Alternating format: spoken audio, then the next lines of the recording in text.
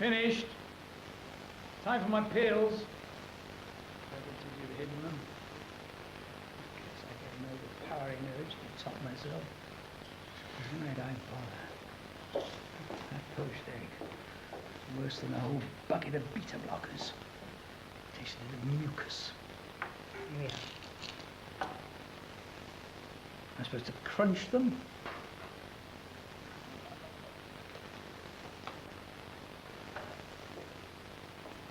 One mistake.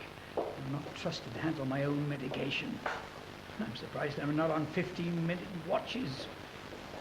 And plastic cutlery.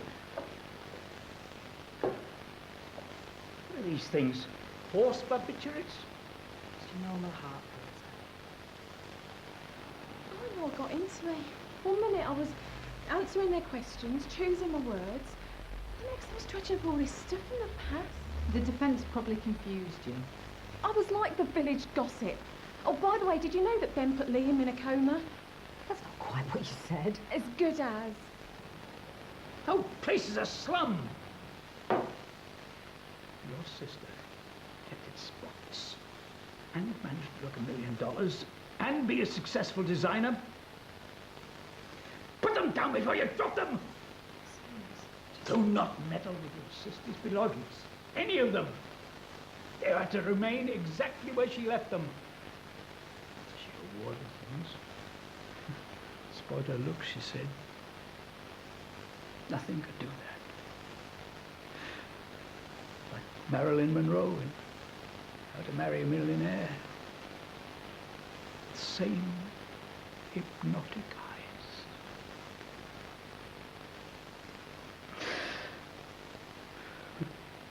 Blind as a bat? She was very beautiful.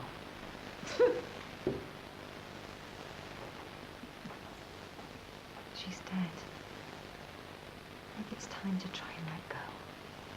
They don't know what happened with Liam. And anyway, Ronnie said the judge made it perfectly clear to the jury that they're not allowed to take into account anything that happened in the camp.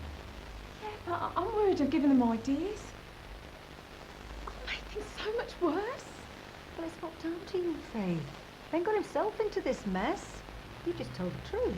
Yeah, truth or not, I saw the look on Ben's face. He's never going to forgive me. I wouldn't overestimate the impact that it's had upon the jury. Barely a glancing blow, in my opinion. Well, in my opinion, the jury's going to think I'm a regular, with previous and my own cell. But I am more troubled at the effect it's had upon you. But are you surprised? You need to put this behind you. The jury will focus solely on the evidence before them. What she said is irrelevant in court. Let's move on. You can say what you like about irrelevant. I know mud sticks. Thanks a lot, Faith. We all knew it was coming, so I suppose we were prepared. As much as you can be. Mum's death was still a terrible blow for Dad. It was cancer, wasn't it? Yes. But Sammy was like a rock for Dad. She moved straight in when Mum died. She cooked, cleaned, took him out to lunch. I tried to help too, but Sammy was special. His favourite. She was clever, pretty, charming. Everything I'm not. So when Sammy died, so soon after Mum. So suddenly, the world just fell apart. When someone tries to commit suicide, you always wonder if it's just a matter of time before they try again. How is he physically? Short of breath from doing little, giddy when he stands up, that sort of thing. If the pills aren't working, then I'll arrange a home visit to do a proper checkup. I didn't say they weren't working. He's not that bad. Well, I'm loath to do a repeat prescription if it's not effective. I have had a cancellation at the end of this morning, so I could pop round before lunch. If you're sure. Thank you. How's Megan? She's a picture of health. Packing it on. As good as gold. Keeps you a night without a peep. I'll check at reception about the appointment time, shall I? Goodbye then, Doctor. Bye. See you later. Nice place. Bigger than I expected. So, how are you? Freaked out. It's like one bad dream after another. Look, you're busy. I'll call back. No, okay, hello, Moha Centre. Yep, your prescription should be ready by 4. Okay then, bye. Excuse me. So, are you off to the courts now? Excuse me. What? I'll go. No, wait, Sorry, I'm just wondering when Dr. Wilson's cancelled appointment was this afternoon. yeah, just one moment. Can you take a seat, please? Look, I've only got one pair of hands. It's at 1:50. Thank you. Sarah, that is no way to speak to the patients. Yeah, sorry. Julia, would it be possible to have an early lunch? No. All right then. Make sure you come back with a better attitude towards the patients. Yeah, I promise. For the lunch date, what happened to Heathcliff? Didn't work out. Yeah, I'm sure there's just a mix-up with the paperwork. No. Nothing will be deducted from your account. Yeah. Can you hold for just 1 second, please? Thank you.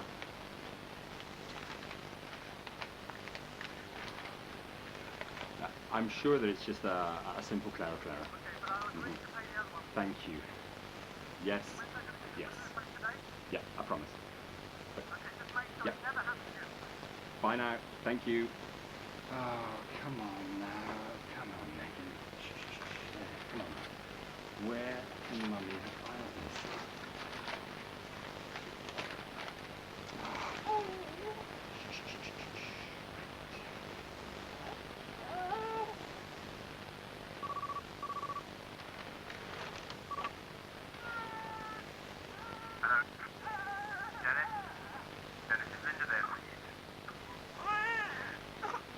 Hello?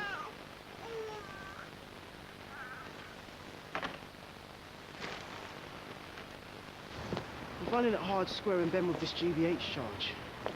I'm scared for him. And for the first time, I'm scared of him because I don't know what's going on in his head. And the next time I get to ask him will be when I'm visiting him in Winson Green Prison. That's not going to happen. No jury's going to convict Ben. He's a hero. Should get a medal for what he did. See? Compare you to me. Why can't I be like that? I've always got to see the worst in him. Been a rubbish son. Now you're just being silly. Tracking him down after all these years, turning up out of the blue, driving a wedge between him and Chloe. Yeah, a blessing in disguise. Then not telling him about Tasha. And the baby. How do you feel about that now? Tasha losing the baby. I feel bad.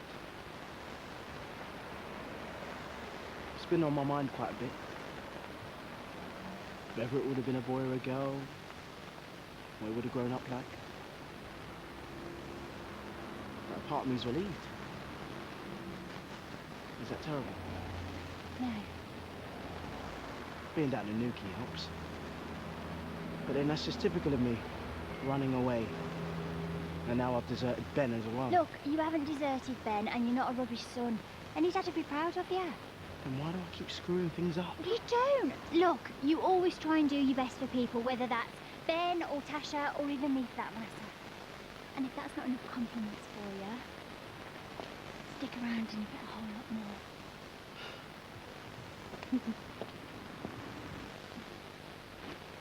That so-called husband of yours rang. Wasn't important. How should I know? It's the sound of his voice making me vomit. What's he got to whinge about? He should be dead, not Sammy. Don't start, Dad, please. If he'd driven you to the hospital like he should have, instead of faffing around with his little business, you could have distracted him with your blasted labour throes. My Sammy would still be alive. I don't know if it happened like that, Dad. I can't remember. Alicia, very confused. Don't go and blame Keith. It's not his fault. You're dead right for once. It's your fault. You and that wailing baby of yours. They can't refer to Liam's case directly, So you say? but they can imply you're violent, so be aware. That's the line they're likely to take. I told you, Timothy. But you wouldn't listen. They're trying to make me out to be some kind of monster. Well, don't let them wind you up. Stay calm. Well, that's easy for you to say. My future's in the hands of 12 complete strangers. Hey, I'm just off to the court. Do you want a lift? I don't think that's a good idea. I'm probably the last person Ben wants to see right now. Oh, nonsense. Look, Ben knows that whatever's happened or whatever you said, we're still friends. Anyway, I think you being in court would mean a lot to him. I don't know. Well, it wouldn't do the jury any harm either if they looked across and saw you there. Well, if I thought I could undo some of the damage. Oh, come on then. You'll be back in time for afternoon surgery. Anyway, Mac's going to take this down soon, and I think he and Ben could do with seeing as many friendly faces as possible.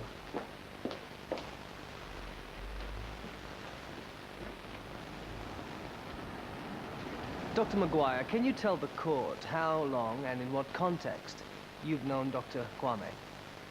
I've known Ben as a doctor and a friend for 4 years. First at the Riverside Surgery and currently at the Mill Health Centre, where we are practice partners. Would you say you know him well? Very well. You learn a lot about someone when you work alongside them day in, day out. It's not easy to hide in a practice. He's a great doctor. As well as being a first-rate GP. How would you describe Dr. Kwame's temperament in difficult circumstances? There are people alive today because of his coolness under pressure. Can you recall a specific occasion? 2 years ago, he rescued a child from a burning building, and a year ago, he did the same for a young woman. On both occasions, he could have held back. No one would have blamed him, but he didn't. He put himself in considerable danger to rescue them.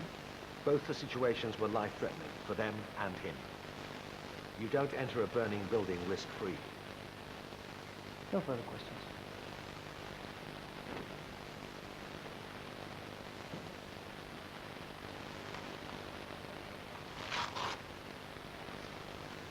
Have you thought any more about bereavement counselling?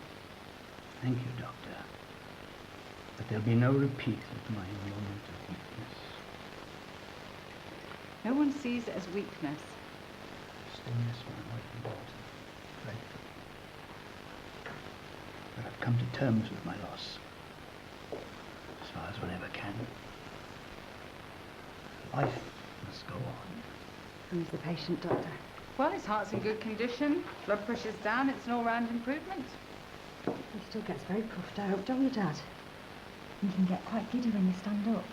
Well, that's probably due to inactivity more than the heart condition.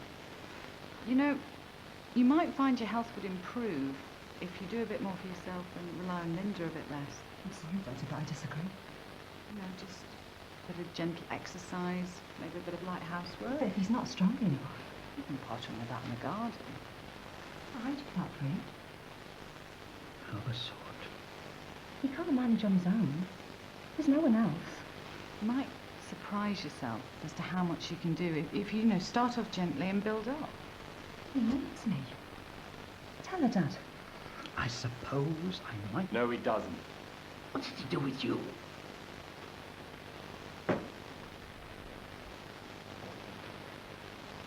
Thank you, Dr. Maguire, for painting such a vivid portrait of your colleague as a courageous man of action.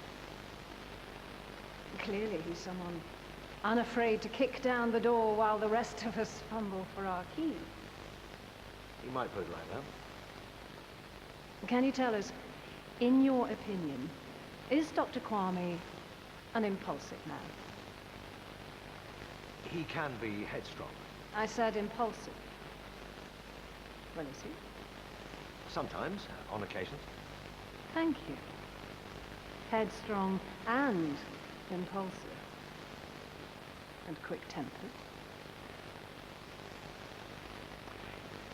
It depends what you mean. Does he fly off the handle? Is he hot-headed, volatile, impetuous, precipitate? Is Dr. Kwame quick-tempered? Sometimes. Yes, I suppose he can be. Thank you. Headstrong, impulsive, and quick-tempered. Different character is emerging. So think back, please, and tell the court whether, in your experience, Dr. Kwame is a violent man. Well, that depends what you mean by violent. It's a simple question. But how do you define a violent person? Dr. Maguire, answer the question. No. Ben Kwame is not a violent man. Come home, Linda, please. I can't cope with Megan and the business on my own. That needs me. Not that much. You heard the doctor. You could go home at night. He doesn't need 24-hour care. What about his suicide attempt? It's always his feelings. His grief, his hurt, whether he's going to top himself again. He couldn't give a damn about you. He just wants a lackey. I love you. And so does Megan. She needs a mother. Just hold her, please.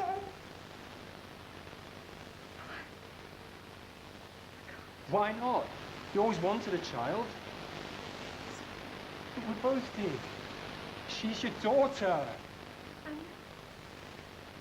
Why are you rejecting her? Please, don't. Tell me, because I don't understand.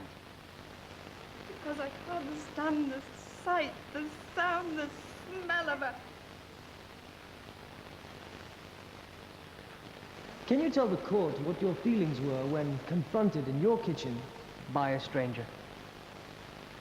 At first, I was frightened. And then angry. This man had entered my property whilst I was still inside. He was helping himself to my belongings and my friends, like we didn't exist, like we meant nothing to him. After the initial shock of discovery, then what happened? I gave chase. To what end? I wanted to catch him. Hand him over to the police. And I also wanted my stuff back. I wasn't sure what he might have on him. You didn't want him to get away with it? No. All my life I'd wanted a child. And when she finally came along, she brought nothing but trouble. Linda, she's just a baby. That's right. It's because of her and me that Sammy's dead. Oh, that's crazy. I saw her flailing about when she got in the car. She must have distracted Sammy. Knocked the steering wheel, pushed her arm. The coroner said there was no blame on anyone. It all stems from the baby. If she hadn't have been premature, Sammy wouldn't have rushed me to the hospital. She'd still be alive. That's him saying that. He just can't face up to the fact it was an accident. You were a soft target. And I had been hospital while Dad wanted to die. And then I came out. The world had changed for the worse, and I was left.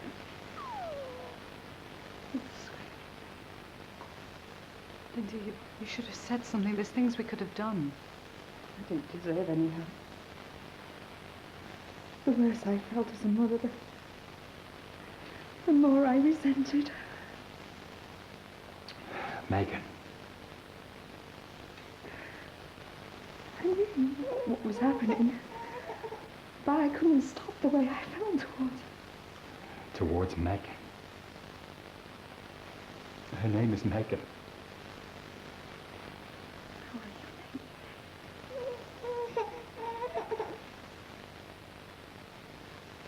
Dr. Kwame, have you had any experience of burglary before?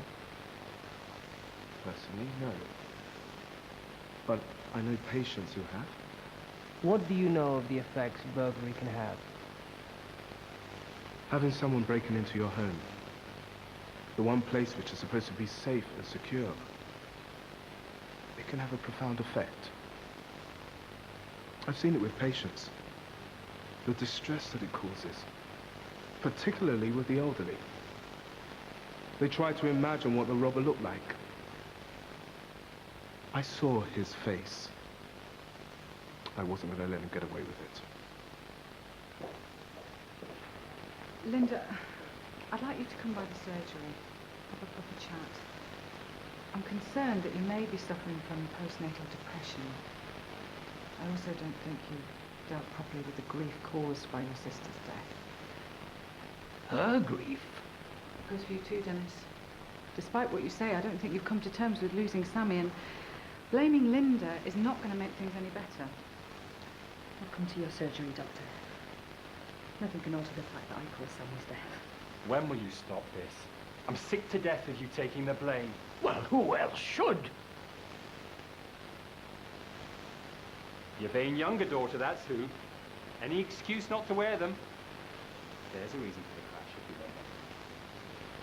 Why didn't you say something sooner? It never occurred to me soon. Anyway, that's not the point. It was an accident. But it could. It might just be a reason. She never needed him. Blind as a bat, your words, Dad. When Mr. Beeson fled your property, did you try to retrieve the stolen items? No, I gave chase. Yet you saw him drop the bag. Well, I thought he might have other stuff on him. Where did you think he'd stashed it? In his pocket. When you cornered him, did you ask for the return of your property? No. Did you interrogate Mr. Beeson at all? No. You've been violent before, haven't you? I object to that line of questioning. Baron, if you wish to remain in my court, you will conduct yourself in a manner befitting a barrister, not a tabloid hack. Is that understood? Ignore the question. It has no relevance to this case, and it's inadmissible in court. Carry on, Miss Baron, but I warn you, you are treading on thin ice. And so, Dr. Kwame, on confronting Mr. Beeson, all thought of retrieving your property had vanished. It had been replaced by other concerns, Like retribution. like controlling the situation. And to do so, you launched a savage attack on Mr. Beeson, didn't you? I was trying to detain him until the police arrived. Dr. Kwame, Mr. Beeson sustained a fractured jaw, a black eye, extensive bruising to the torso, and a fractured cheekbone. Are you seriously suggesting that these injuries are consistent with you merely trying to detain him? If the doctor's right and the postnatal depression is causing your feelings towards Maggie, there's something we can do about it. Can you? Yeah, with time. You're never going to change what he thinks about you in a million years. So why keep trying?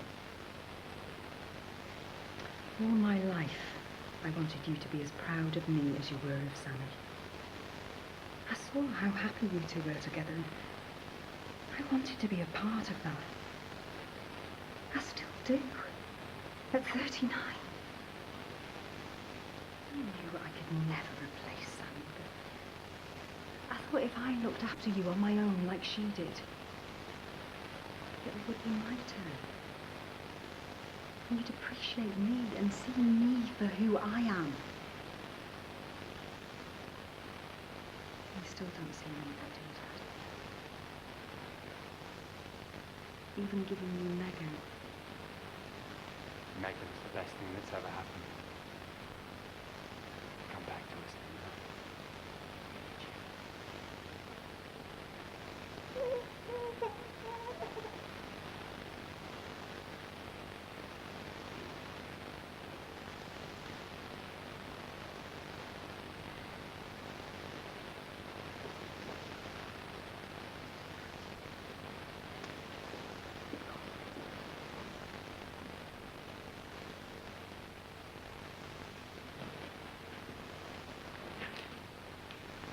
It's just going to take some time.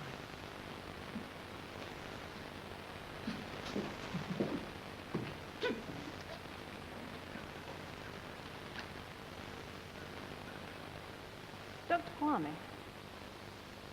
do you look for danger?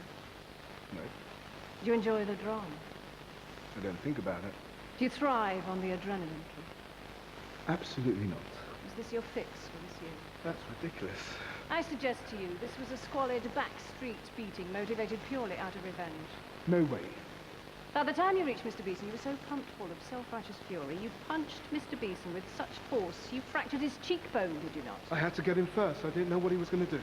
Why didn't you stop there? He was on the ground, was he not? I was trying to detain him. You were beating him unconscious, weren't you? No, Miss Walker screamed at you to stop, yet you continued your attack, didn't that's not how it was. you? Wasn't Mr. Beeson howling in agony at your feet with an injured spine?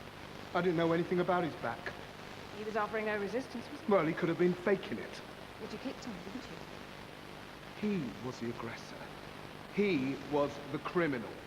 How many times did you kick Mr. Beeson as he lay at your feet? Can you recall? No, I'm not sure. Once? Twice? 3 times? More? I don't know. But I had to make sure he stayed down. Well, the question remains. Without Ms. Walker's intervention, just how much punishment were you prepared to inflict?